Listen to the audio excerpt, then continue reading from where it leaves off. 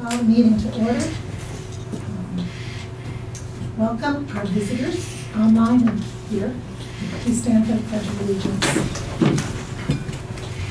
I pledge Allegiance to the flag of the United States of America and to the republic for which it stands, one nation, under God, indivisible, with liberty and justice for all.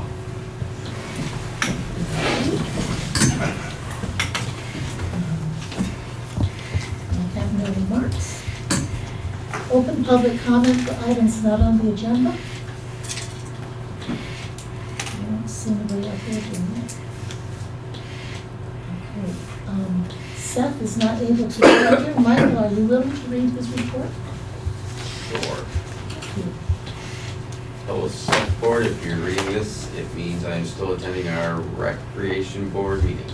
I apologize for my absence. Below are some highlights of the recent department activity and what we will be doing in the near future. The pool opened Friday, June 16th. Despite the challenging weather, we have had a very busy summer, selling 118 passes, same as 2022. Staff has performed well. Those with some more experience have done an excellent job mentoring our new staff members.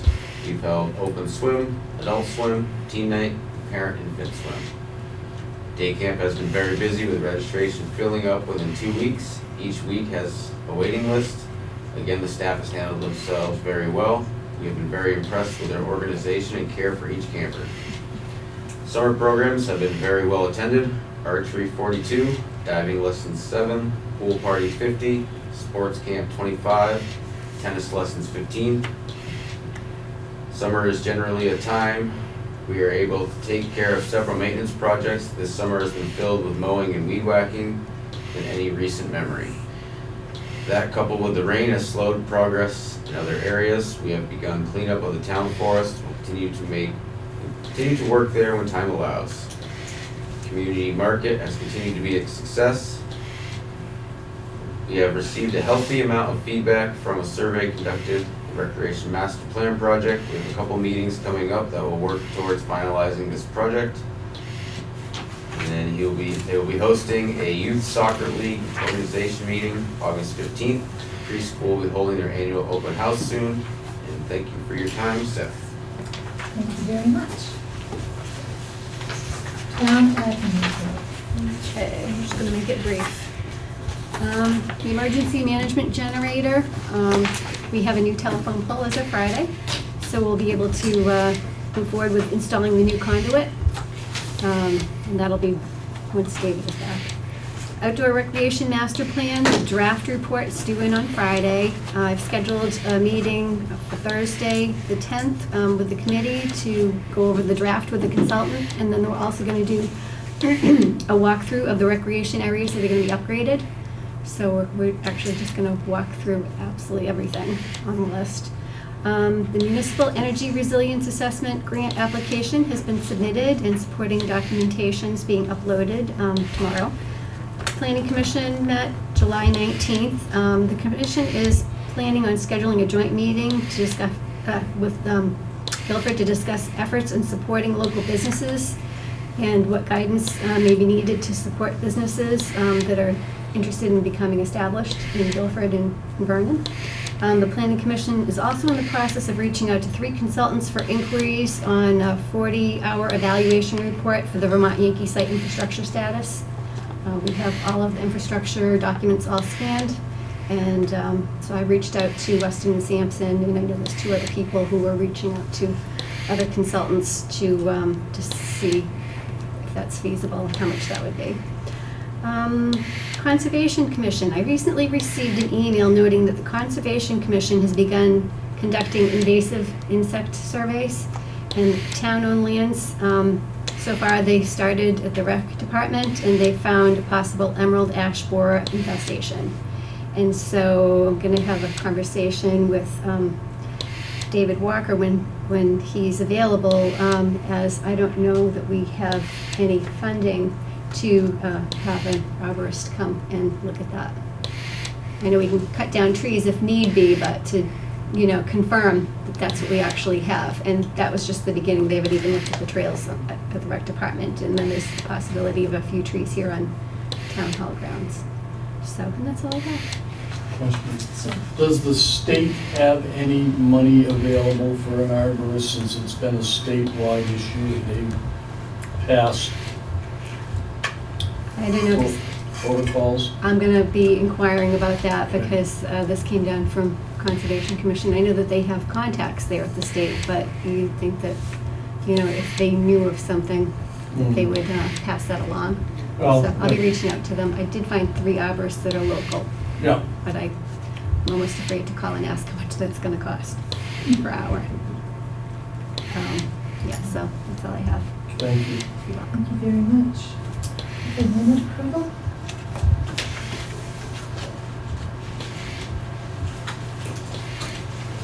Shall I do Madam Chair, Yes. I move that we approve the minutes of the Select Board regular meeting on Tuesday, July 18th as written. Is there a second? Second. Is there any discussion? All those in favor, please signify by saying aye. Aye. Aye. Aye. Aye. Motion carries. Warrant. I move that we approve payment of the following warrant. 3T accounts payable, $55,758.45. 29S payroll, $18,083.95. And 30S payroll, $13,153.84. Is there a second? Is there a discussion? All those in favor? Aye. Aye. Aye. Aye, motion carries. M&T Bank, review of investments. Cindy? Are they here? I don't Yeah, know. they're on. Hello? Yeah. Hi, good evening. Can you hear me okay? Ken. Yes. Okay. So, John, I figured maybe we can introduce ourselves and then I can turn it over to you. But thank you for having us. My name is Michael Kegler. I'm a relationship manager in government banking. So I'm, one of the primary contacts that Cindy would work with on all things related to the, operating and savings accounts with the bank. John, would you like to introduce yourself, please? Yeah, my name is John Zaleski. I work for M&T Financial Services, which is the brokerage arm of M&T. Okay. Thank you. So I thought what maybe we could do, and please feel free to ask us questions anytime, but we had been working with Cindy on some of the investments that were, reserved more for long-term investments, some interest income. And in the discussion that we had, we talked about perhaps incorporating treasury bills into the investment mix. And that's an area where John has expertise. So before we start, does anyone have any questions for John or I? So I figured what we would do, John, if you want to let the select board know a little bit about maybe how the treasury bills could be incorporated into like their investment strategy, and then just maybe how they would purchase them and things like that. Yeah, I'd be glad to. So just to take a step back, I work for M&T M&T Financial Services. We recently went through a name change. And I've been at the bank for 33 years. I've always been related to the securities group and particularly fixed income investing. The majority of my accounts are entities, and currently I have about 80 local government accounts that are doing treasury investing here in New York, Vermont, Connecticut, New Jersey. And I'm going to talk to you tonight about the investment process, the fees, the accounts that you need that are required to do it, and of course the rates in the market. May I ask before we get started, have you done any of this investing before? Yes, we've invested. Yes, we have. We have money invested now. Okay, good. So I just want to make sure so I don't cover something that's already been done. But so obviously the way it would work is, let me take a step back. So interest rates have improved dramatically over the last year and a half. If we were looking at rates in January of 2022, a 3-month T-bill would be yielding 0.2%, and today it's over 5.3%. We are approaching the end of the hiking cycle. It seems like the Fed is either at the end or near the end, but rates are probably going to stay close to where they are for some period of time. The Fed has worked awfully hard to get rates as high as they are, and I think they're reticent to lower rates too soon, given how well the economy seems to be doing at the moment. If I can just take a second to run through what we would be looking at right now, just so you have an idea of what rates are. For a month, we'd be looking around 5.25%. For 3 months, 5.3. For 6 months, 5.4. And for a year, 5.28%. So the rates are pretty good. And usually, in my experience, that treasuries are an acceptable investment for any local government, along with the municipal securities, but treasuries that provide the liquidity that the municipals do not. To proceed with the trade, you would need to establish a brokerage account. The information that we would need would be minimal because it is a local government account. We'd need the title as you would want it to appear on the account. We would need the tax ID, physical address, and the name, title, email, and phone number of the individuals that you would like to have trading authority on the account. We would link a bank account that you would designate to the account. The bank account would be used to pay for the trades. It does not have to be an M&T bank account. The way the process would work is I would share interest rates across the yield curve. Usually I send monthly rates out to a year. You would let me know the terms that you would have an interest in. I would then hopefully share the amounts that you're interested in investing. I would actually price out the investments prior to you committing to any trade. In other words, I would send you the pricing so you could see exactly what you would earn prior to making any transaction. I verbally confirm every order before purchasing the security, and only then would I make the trade. At that point, I would initiate an ACH to pay for the transaction from the bank account that you would link. We keep track of all investments, so we're keeping track of all the maturities. About 3 or 4 days before something is maturing, I'm reaching out to you to see if you have an interest in reinvesting. If you do, I'm providing rates, and we're going through the same process again. Nothing rolls over automatically. So for some reason, if we do not connect, the money simply goes back to the bank account until we do make a decision on the trade. I just want to take a second to say that this is not a money management account. This is a brokerage account. So there is no discretionary trading. Again, I'm confirming the trade before anything is done. There's no fee on assets held in the account. The way we get paid is through the transaction, and we work for 10 basis points on a trade. So if I'm able to buy something at 5.4%, I'm showing it to you at 5.3%, and that's how I'm getting paid on the trade. And so when I reflect in a yield to you, it's a net yield of that 10 basis point mark. It's pretty straightforward. There's no invoicing. We get paid when we actually execute the transaction. So there's nothing that gets mailed to you or sent to you. If the account is dormant for some reason, if you have a better option, there's no fee for having an open account. And from there, it's really as for lack of a better word, we're just reaching out when you have something coming due, and then we're looking to you to reach out to us when you want to invest something beyond what you already have. That's simply the process that's involved. There isn't a lot to it. It's relatively efficient in terms of the fees in doing it, and I'd be glad to answer any questions as it relates to the market or to the process. I have one. Okay, Tom? Thank you for coming tonight, and thank you for explaining that, and I thank the treasurer for the work she's done to put that together. let's say, I have two questions, I guess. One is, if there is an investment in X fund, whatever that fund is, and we simply want to roll, you do the,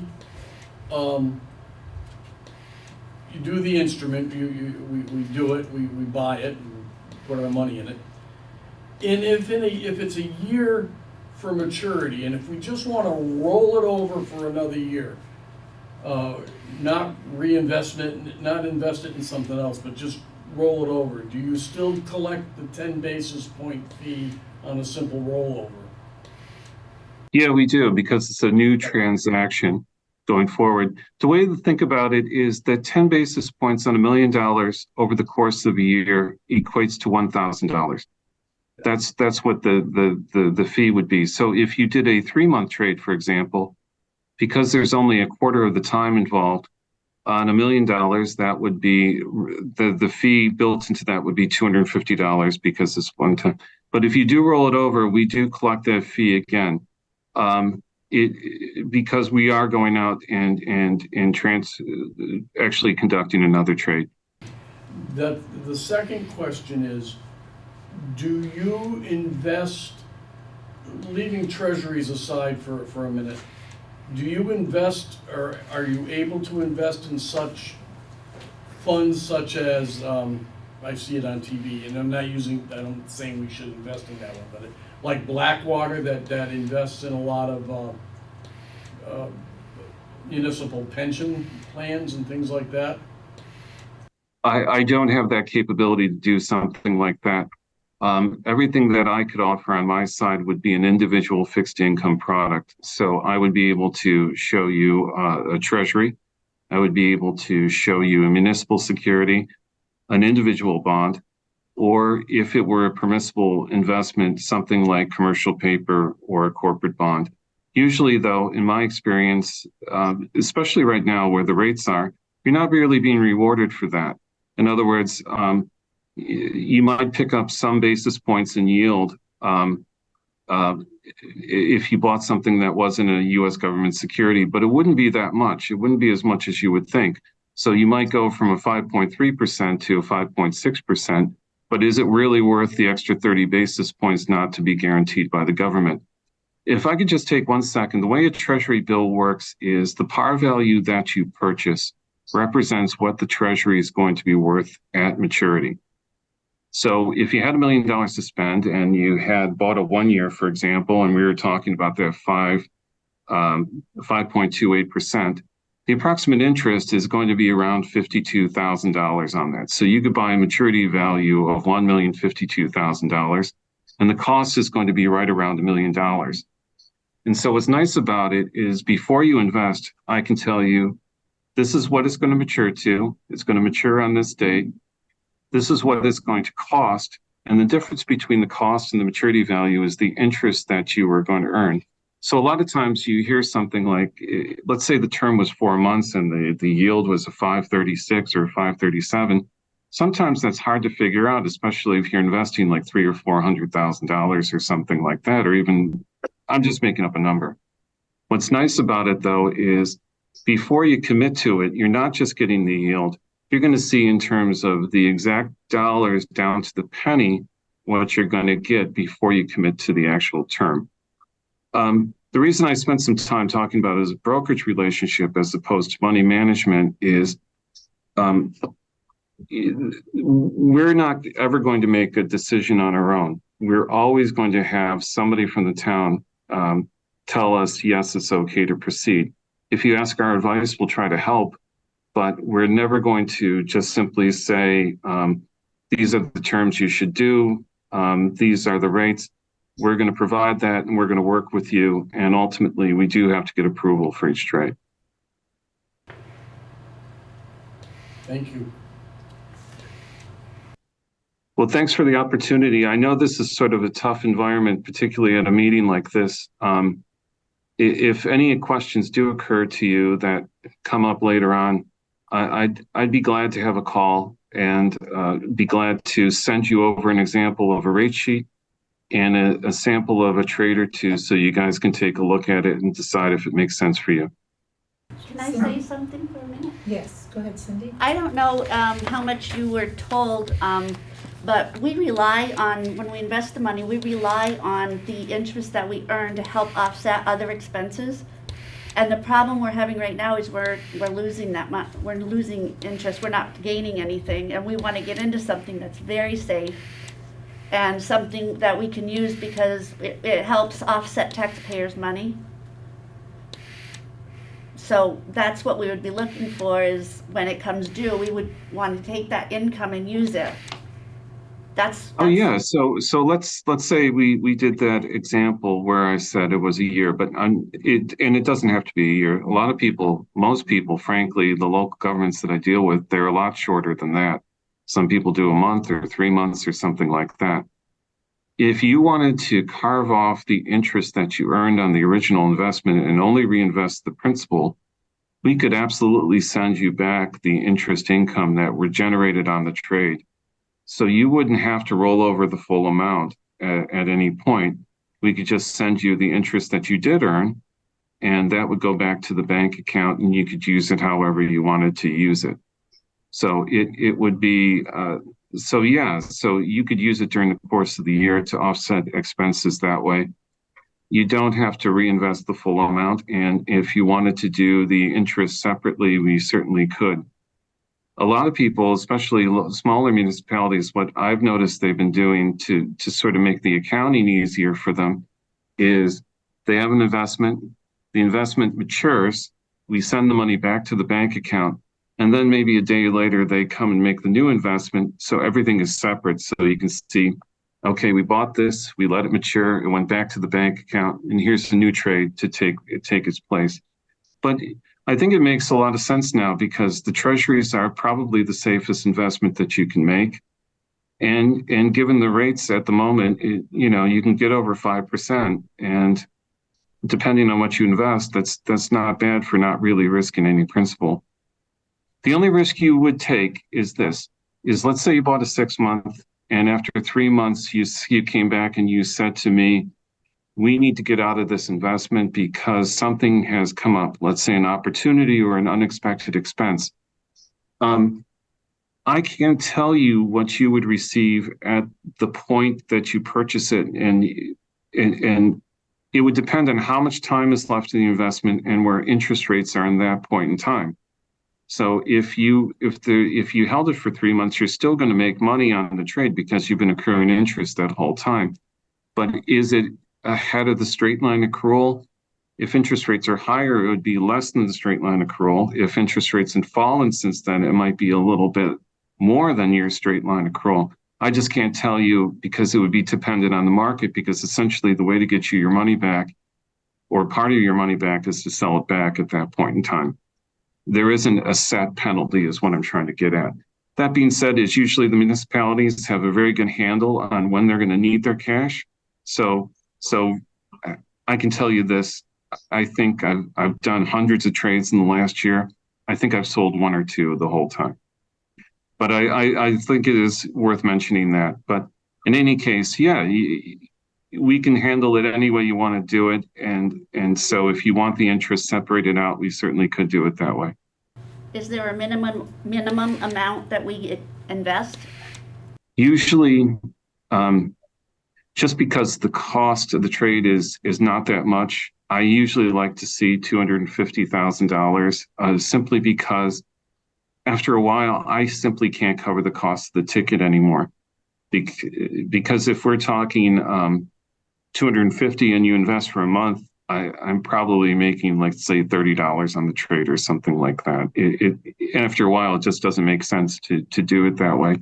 But I usually try to accommodate everything as best I can. And I look at the aggregate of the whole thing. So if you have multiple trades for different amounts, and we always encourage staggering the investments when you can to protect yourself against interest rate movements. But there really isn't a minimum. It just becomes a question of, is it practical to do the trade? Because we do get charged on our side for doing the transaction. So if we had, say, arbitrarily, this is just a number I'm throwing out, we say we had $300,000 we wanted to invest, we could do 100,000 at 1 month, 100,000 at 6 months, and 100,000 at a year? Oh, yeah, that would, and it wouldn't cost you any more to do it that way. In other words, remember, because it's 10 basis points times the amount, but it's divided by the time. So the 1 month trade is going to be 1/12 of the 1 year trade. Okay. So how would that work when some of your funds are much less than 250? That's where, like you said, if you have a lot of them. Well, they're broken out. Each fund, we have said there, like we have 100,000, it might be in 3 different funds, but it's invested as 100,000, and we break it out. You break it. Yeah. Yeah, it's the internal accounting that Yes. breaks it down. Yes. Yeah. Any other questions, Barb? Cindy? Could you provide us with some of that paperwork you were discussing? Or some of the information you were discussing? What I'll do is I'll follow up tomorrow with the rate sheet, and I'll send you over some examples of specifically what you asked for: a 1 month, a 6 month, and a 12 month for $100,000 investment for each, so you can see what it would actually look like. Okay, It'd be based on tomorrow's market. Obviously, the market changes every day, but it'll give you a good idea of what you would earn, and you can see if it's worth it to you to pursue it. okay. Thank you very much. Thank you. Thank you. Thank you. Thank you. Thank you. Bye-bye. Good night. Good night. I looked up for that. I looked up for that. Oh, I don't know if any of you looked at the stuff that I sent you, Yeah. but yeah, It's not good. I find that very disheartening, and very scary. Yeah, why is it still yeah, doing that? I don't understand. I don't either, and I also think what we just heard was so much more information than we got the last time we, I mean, it explains exactly how this works, because when someone sits here and says, oh, it's not costing you anything, we're not charging you any money, if they're making money off us, they have to be, why would you, now they explained how that works. Right. So it's like right out in clear, right out in the open.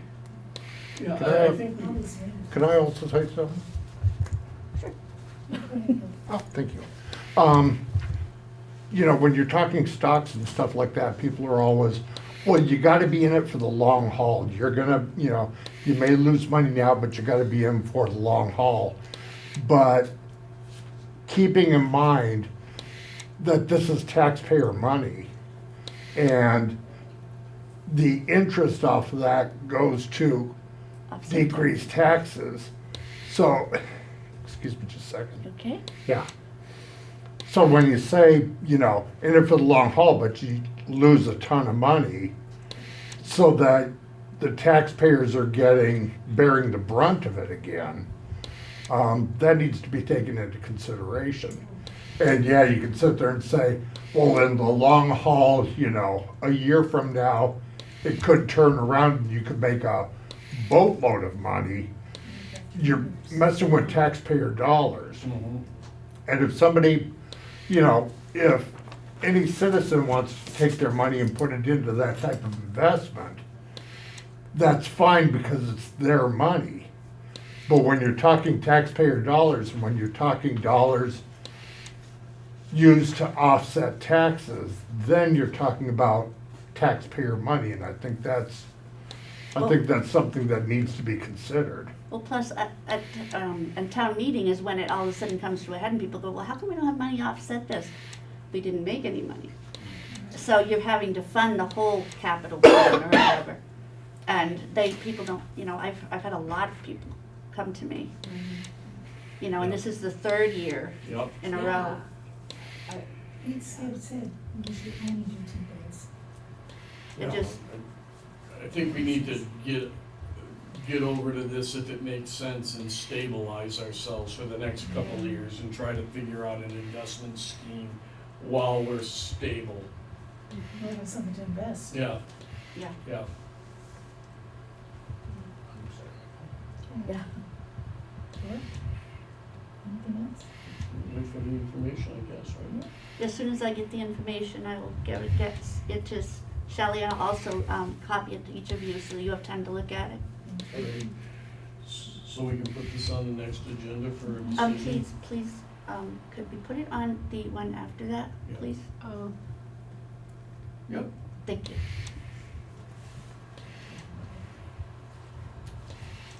Okay, Vermont Municipal Roads. Thank you. Thank you. Thank you for all your hard work. You're welcome. I appreciate you taking the time to meet with us.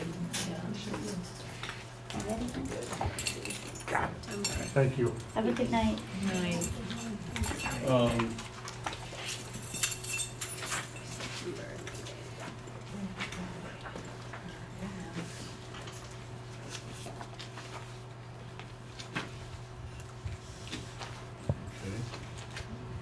we have the transportation Yeah. grant agreement. Yeah, any I think it just needs to be signed. standard stuff, Yeah, right? it was already awarded. Yeah. I think it's cyclical. It's one signature, so I'm not sure if you want to sign it, Sandra. It's an awful lot of paper for $9,000. I know. All these grant It agreements always are, is. oh. It seems to be getting longer and longer. Yeah. Yeah, because I think it's pages like 3 and 4 is just the gist of it, and the Yeah. rest is all just paperwork. Yeah. Well, they have to, prove that they did it. Mhm. We have a motion to sign it, I'll sign it. So moved. Second.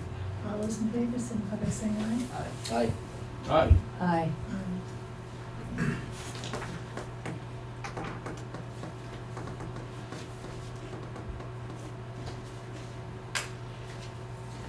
Send it on to Shelley. Yep.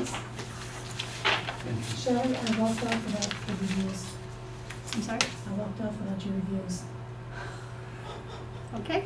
I move that we put that on to the next It will meeting. be All at the right. next meeting. Sounds like a plan. I'm so sorry. The next meeting is scheduled for August 15th. And we'll have a BCA hearing on the 21st, I believe it is. It'll be so much fun. Okay, I'll entertain a motion to adjourn. So moved. Is there a second? Second. It's non-debatable. All those in favor, signify by saying aye. Aye. Huh? Aye. Aye. Aye. We are out of here. 7:03. Those are relatively.